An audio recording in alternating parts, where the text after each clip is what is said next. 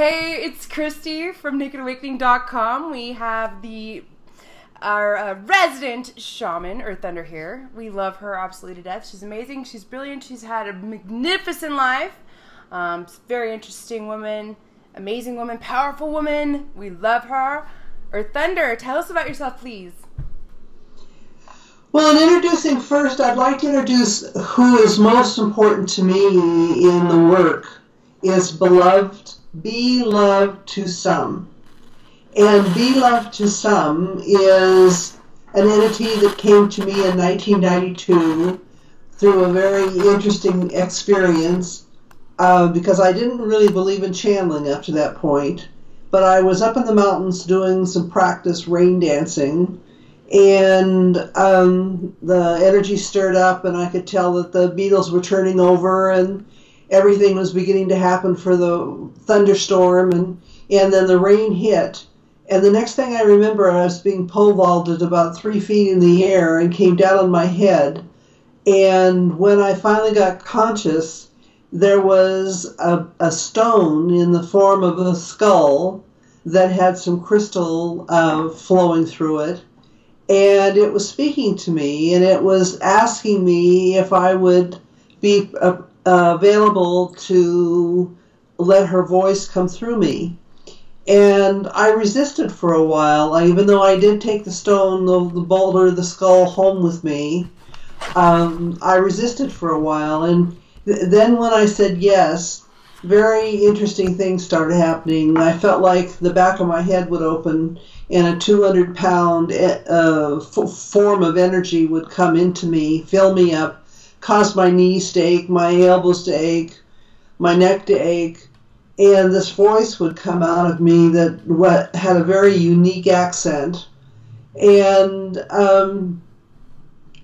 I grew to look forward to her messages. Her messages were like what I'd been raised with from my tribe.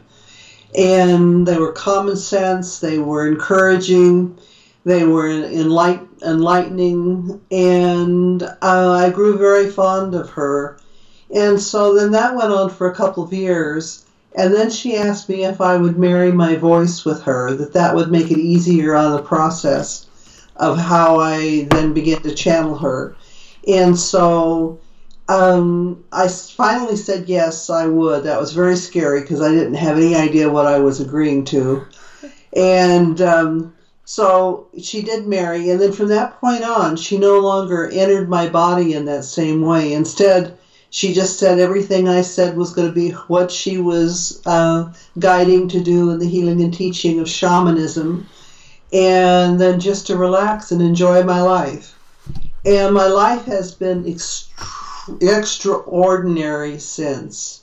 Extraordinary. The 90s were full of students, and because she had also said that she was calling all of her children back to her relationships, her marriages, and her families, and which you are one. You are one, Far Shields.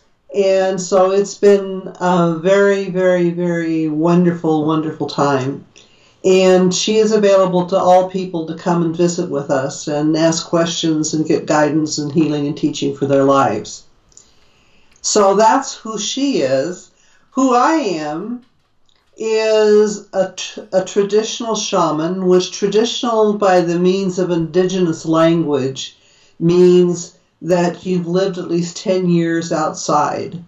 And so I was born and raised outside, and was raised in the beginning of the Sawtooth Mountain Range in Idaho, and lived a privileged, extraordinary life with my family. And I had a grandmother, and another uncle, and a grandfather who were all shamans. And so from the beginning of 2 years of age, they began teaching me of how to walk the way of a shaman. And the information that I'm available to now through Beloved to Some is very familiar to what I was raised with, and so it's wonderful. I have studied with other shamans and other clan mothers throughout the world, in Guatemala, in Brazil, in Peru, in Mexico, and the message through these people is that there is encouragement in the world, and we have much information available to us to help us live our lives in a whole and productive way. So does that give you an insight into the two of us? Absolutely, absolutely. And I've been blessed enough to study under you for 5 years. It's been the best 5 years of my life, I have to say. It's been interesting, definitely. And that kind of leaves me the caveat of what is shamanism, because I don't think people truly know exactly what shamanism is. I think there's some misconceptions there. It's not easy. It's not always fun, but it's always enlightening. Would you agree? I agree. I agree. Shamanism is by all means the fifth religion, and it is as important as Christianity. It's as important as Buddhism. It's as important as any of the other religions of the world. It is, in its most basic self, the study of how to become more like the planet Earth, Grandmother Earth and her families, than a human. It is the study to revere the earth, be devoted to her, to hold her as your higher power, and in some cases even find out that she's your mother, that she actually born you, and that you're a thread peoples. Shamanism is often taken into an urban setting through dance and song, and that's very powerful, and that's very helpful to take into our contemporary world. You do not have to be from South America or a native tribe to be a shaman. It is available now since 1998 for anyone and everyone to follow the Shamanic Way path. And that wasn't always so. That wasn't always so. There used to be times when it was very guarded, as it is with Native Americans, on who could carry the messages and who could be a healer and medicine woman, medicine man, and so forth. Shamanism has always been a path of the female. The males have taken over from different times of our time of being, for the fact that women were hunted and killed. And so that their medicine would not be lost, the men took over as a male shaman, and so we see now that we have male shamans in the world. But they are speaking from the feminine. And if you hear a male shaman speaking from the ego of a man, he's not a true shaman. And so just be aware of that as an alert. Interesting. I never really considered that. So, lucky me. Post 1988, I'll have to say. What would you say are the most important tools that you work with that maybe people could work with themselves in regards to becoming more aware, conscious, healed, the whole shebang? Well, the first thing that, if I could give a gift to everyone on the planet, it would be to find out their Shaman Way medicine wheel reading. Yes. And that's going to be where you find out your birth song, which is the original toning and tuning of before you became a full physical body. And that's a name, such as your name is Far Shields. Thunder Speaks, Bob's name is Thunder Speaks. Yeah, there we are. And he is also a student. And the birth song opens up the gateways, opens up the portals for you to receive all the energy that was present at the time of your birth, which is a very powerful blood code need. Your actual blood components do not process completely and wholly without knowing your birth song and saying your birth song and speaking your birth song of you. So it's physical as well as spiritual. The second thing that's important to know is your journey song. A lot of people in our culture are very familiar with the name chakra, but I don't teach Hindu religion, and the chakras are Hindu religion. So what is like the chakra is called a journey song, and there are 144 journey songs in the human body, and these are key portals to your energy sources. And these energy sources are just like getting gasoline in a car. They are a revolving door of energy. And as you know your specific journey song for you as an individual, you're able to activate that journey song by breathing from the inside out, focusing on letting everything inside of you go out through that journey song, and such as Far Shields is a first journey song. So her first journey song energy at her coxswain would bring in the energy from all the portals, and as she focuses on the outside of all the energies going through her journey song, it is activated. The third thing to know that's very important is your power ally. In ancient religions, they call that the guardian angel or the archangel. But it's called the power ally in indigenous peoples, as we are not Christian. And it is that the power ally records from the beginning of your first life everything and anything about behaviors, emotions, stories, everything there is to know about you, and does that throughout all of your lifetimes. And so it's a very incredible benefit to have the power ally to work with in past lives and current information. So then we go to your astrology and numerology. Astrology is the energy that's coming from the planets to you, and numerology is the energy coming from inside of you to the outside of the world. And to know both those directional energies is to have more information about how to process your behaviors. And everything about the human is an ascending, descending behavior. And so the more you get to know about that, the easier it is for you to relate to yourself, the easier it is for you to relate to others, the more available you are to change in the world. And so least but not less is your connection to your creator. And there are, in shamanism, many creators. All creators are real. The God story is real. The Buddha story is real.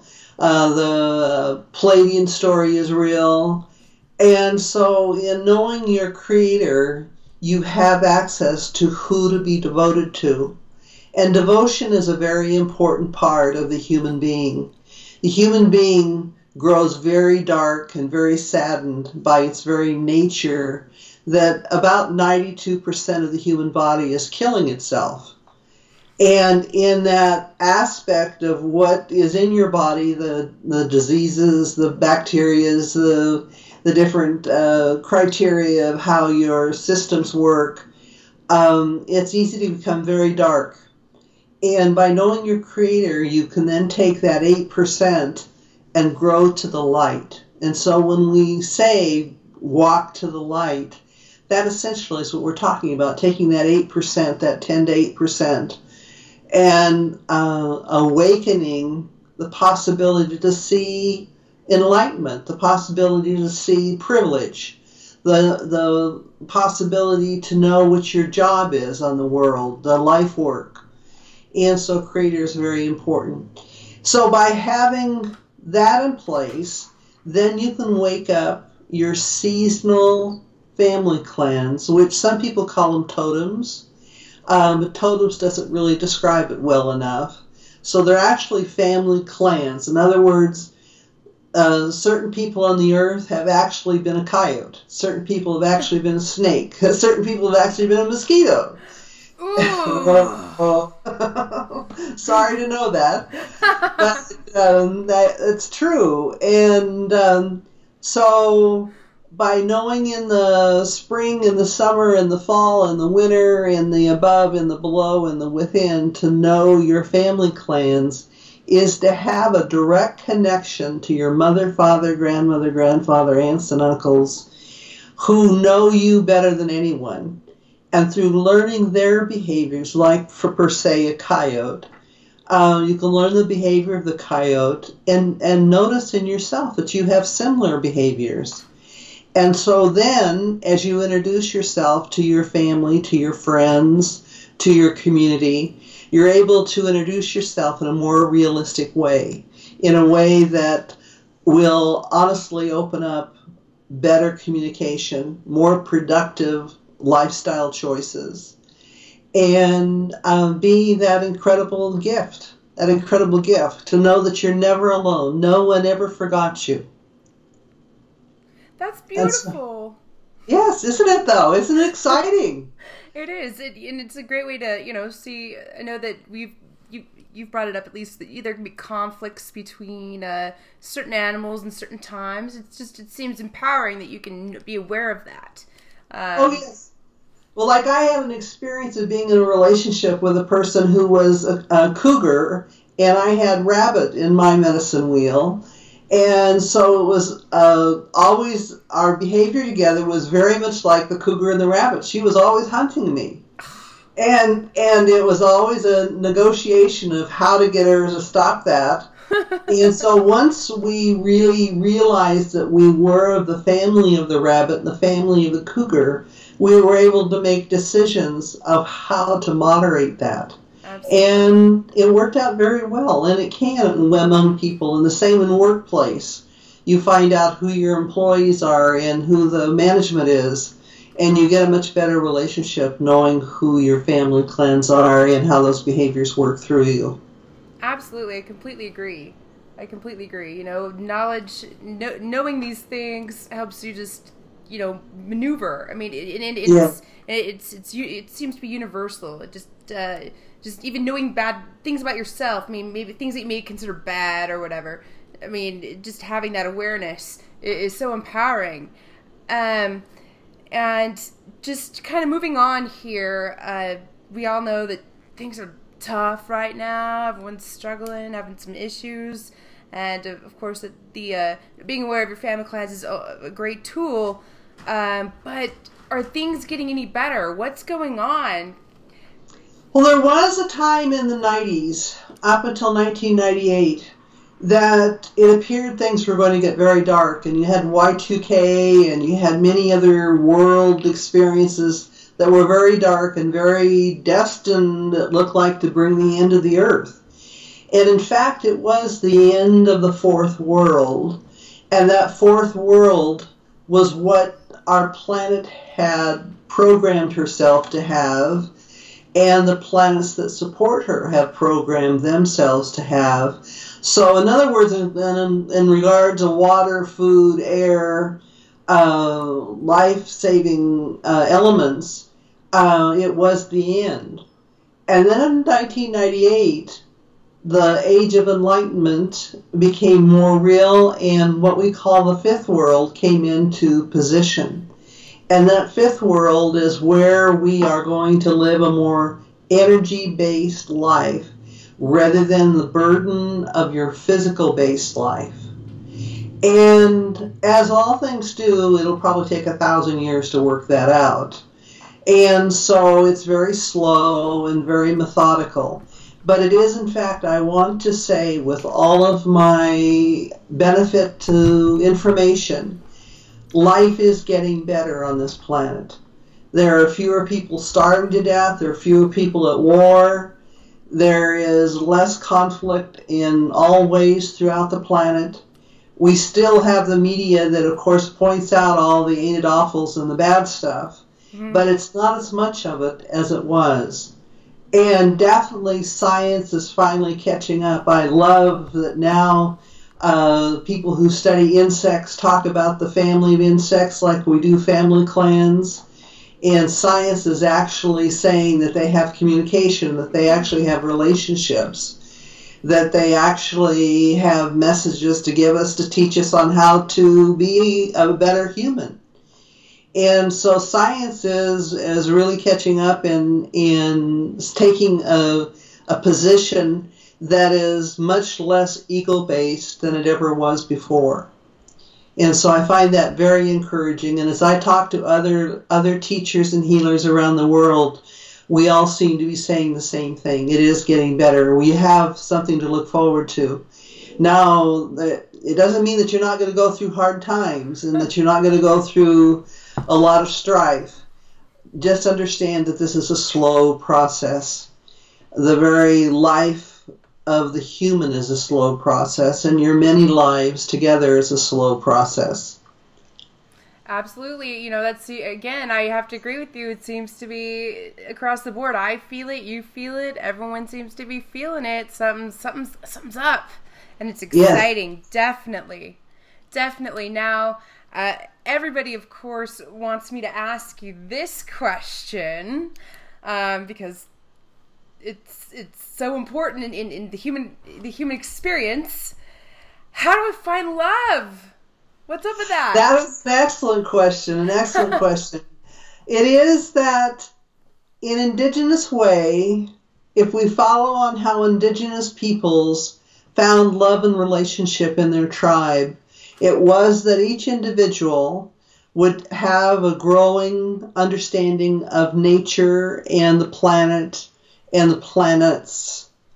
And they would take that understanding of themselves, that love, that rapture, that love affair that you have with birds and flowers and bees and all those wonderful things, and you take that relationship of loving them and then you offer it to another human. And then you wait for them to wake up in their love of nature and see if they share that back with you. Now that's a much, much, much different experience than ego love. Most ego love is what can I get and what are you going to give me? And it grows very, very overworked. It falls apart. It becomes challenged by personality. Now personality and behavior is different. And personality is just more of that ego-driven of how can I get all that I can get so I can throw it away. Mm-hmm. Where when you share the love of nature, you share the love of how you're going to just be a vehicle for letting that love of nature flow through you into another person. You're not so attached to the other person having an agenda or having a framework of I want him to be 6'6" tall, I want him to have a good job, be successful, all these kinds of things. You're much more looking for someone who loves the earth and the planets as much as you do. And so love is possible. And I am a marriage officiant, and I have over 500 marriages that have married under this consequence, under this way of sharing with each other, and they're all still married. Really? Do you do counseling beforehand, or is it it's just coincidence, or? It's more coincidence of where they, through the benefit of the websites, have found me through the websites, and we've gotten to talking about what I offer, and then gotten to hear from them that literally the thing that they trusted the most in each other was their love of nature. Oh, that's beautiful. That's beautiful. And you have so much to offer. Again, you discussed the medicine wheel, which the Shaman medicine wheel chart with all your stuff. That's amazing stuff. I've done it, been there. Good stuff. So marriage officiant, you're very versatile. That's amazing. So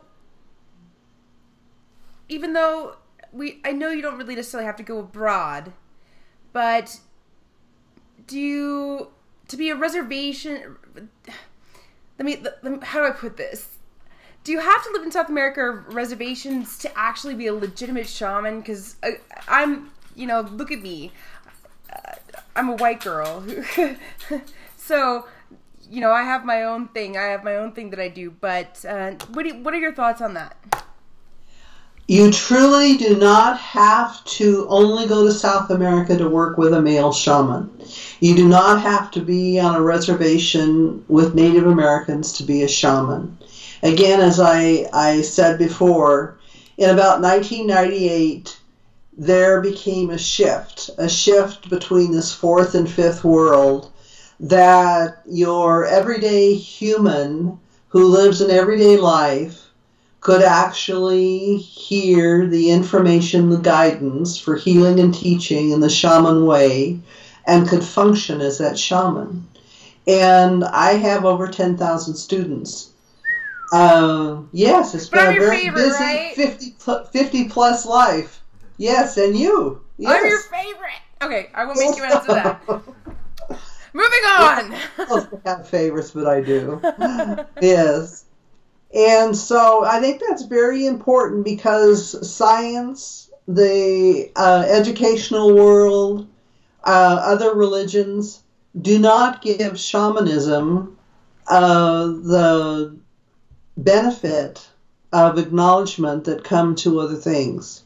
And I just hope that I live long enough to get that voice out there, that shamanism is real, it's vibrant, it's current, it applies to current contemporary life, as well as seaming the ancient worlds with our contemporary worlds.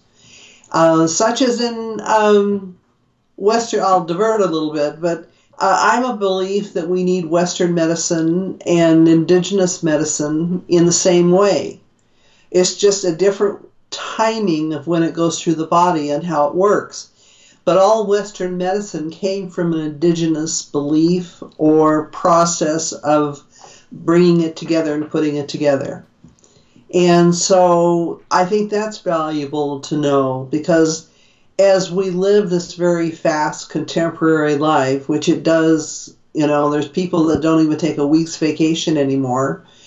And there's just not enough time for the diversity that they need for healing.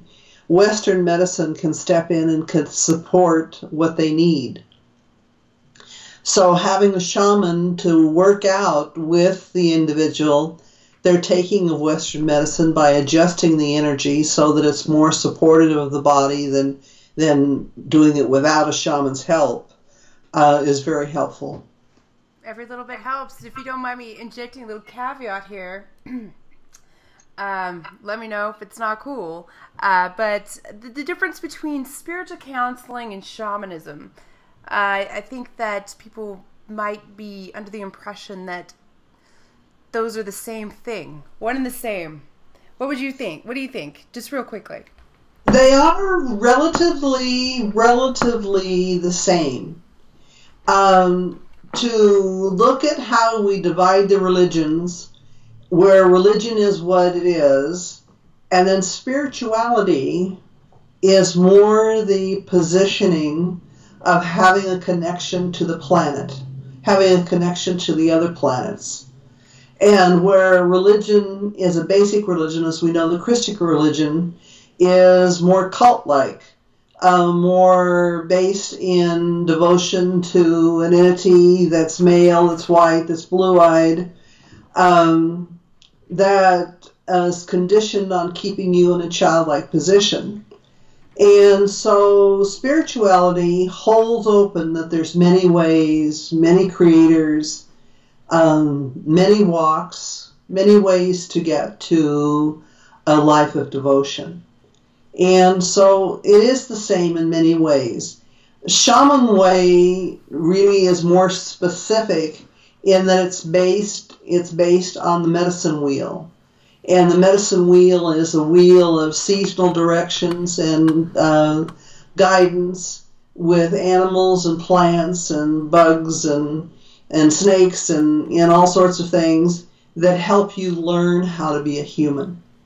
And so it's based on the Shaman Way medicine wheel.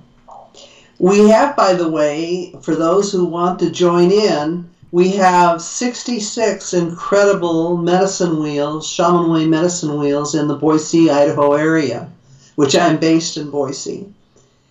And I look forward to taking anyone, not at any time, but when time, can benefit, take you to the medicine wheel. Yes, you too, as you have. Yes. Yeah. Thank you for that. And now on to what I'm really excited about, just because it's still a very huge mystery to me. What's going on with the moon? What does Grandmother Moon guide us to do? What is that all about? It's such a mystery to everyone. Scientists, me, everybody. Help us out there, EarthThunder. Well, as we look at just as science shows us, there is 80% water on the planet. There is about 80% water in the human body. And the moon is the director of gravity. And so as the director of gravity, she pulls with her tides, her ocean tides, the water on the planet, and she pulls and ebbs and flows the water inside of your body. And so in a human body, your water is what we call your emotion bodies. And from your emotion bodies is the stirring of creativity, the stirring of processing in a creative way. And virtually the emotion guides every other part of your mental, physical, and spiritual body. And so Grandmother Moon, as an entity of goddesses and lots of guides, does in a way that's very hard to put into a language, but through that movement, you're able to work with the natural flow of resistance in life. And by working with the natural flow of resistance, you're able to manifest choices that move you into moving. And everybody asked me, what do we need to do? And I said, move. Well, no, what do you need to do? Yes! Move. Thank you! Move. And because what is natural in the human experience is to get stuck and complain about it. And complain loudly and complain for a long time, sometimes a whole lifetime. And so Grandmother Moon is very helpful, as the goddesses who live within her, as with the guides that live within her, are very, very effective in helping you move. That's amazing. I love it. I love it. Good. It's still mysterious to me, but I love it. Oh, it must be. It must be, or else we would grow bored with it and throw it out with the trash. Yeah, and then it's all over with, right? Yeah.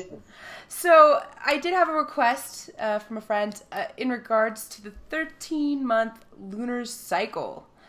What do you have to share on that topic for us? Well, I wish I were more skilled as a gardener. I'd have to lean to you for that, because you're very skilled as a gardener, as you've made your own medicine wheel out of flowers and plants and insects and so forth and bees.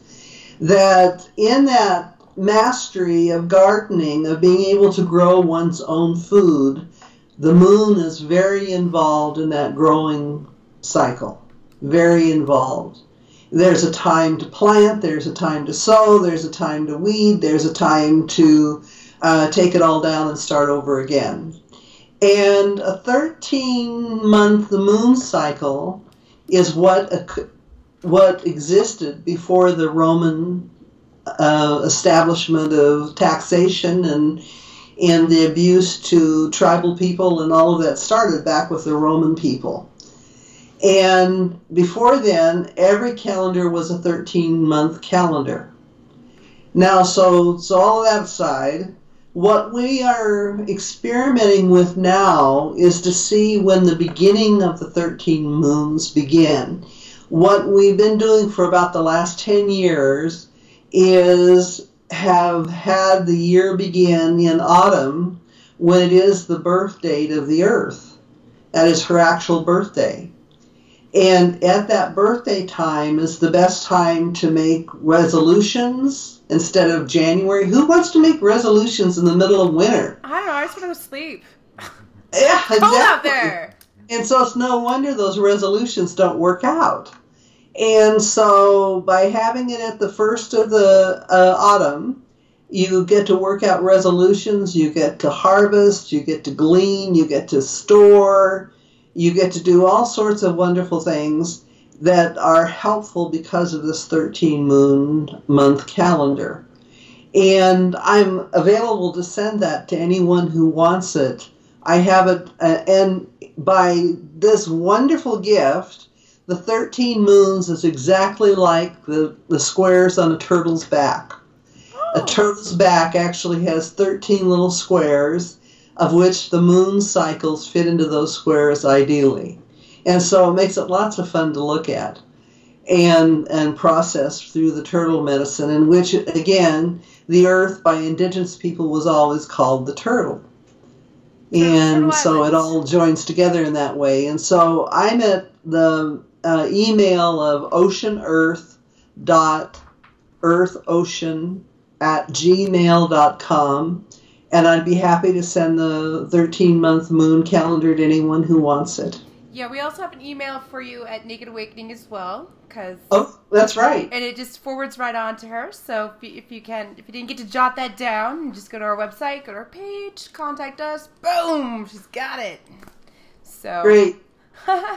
Any last thoughts, EarthThunder? Anything comes up for you? You want to share?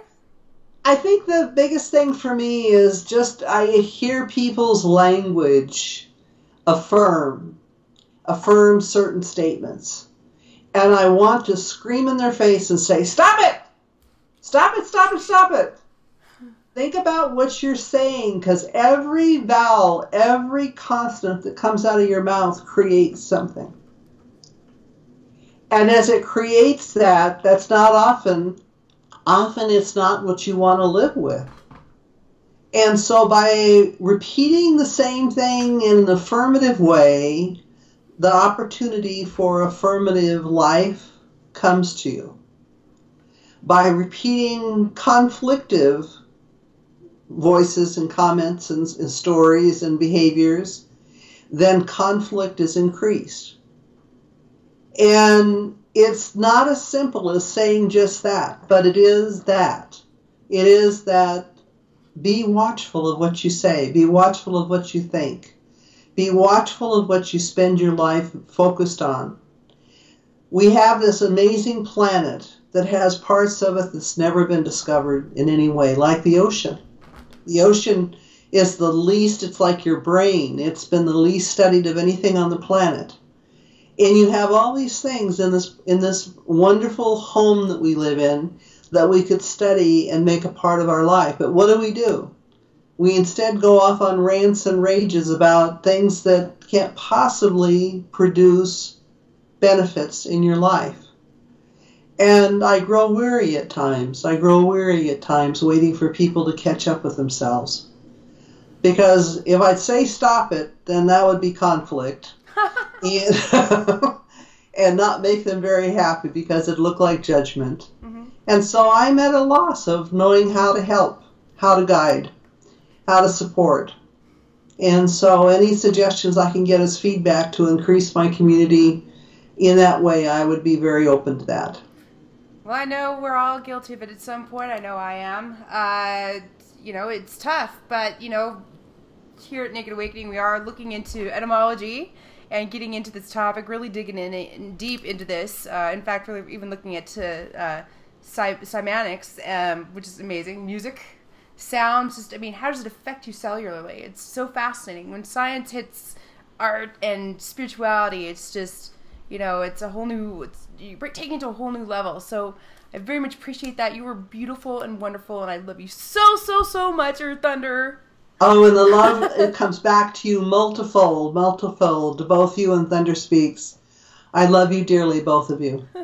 And you make my everyday life very, very increased in every way. Oh, shucks. Talk to you soon. Love you. Have a great day. You too, take care. Chi-ho. Chi-ho.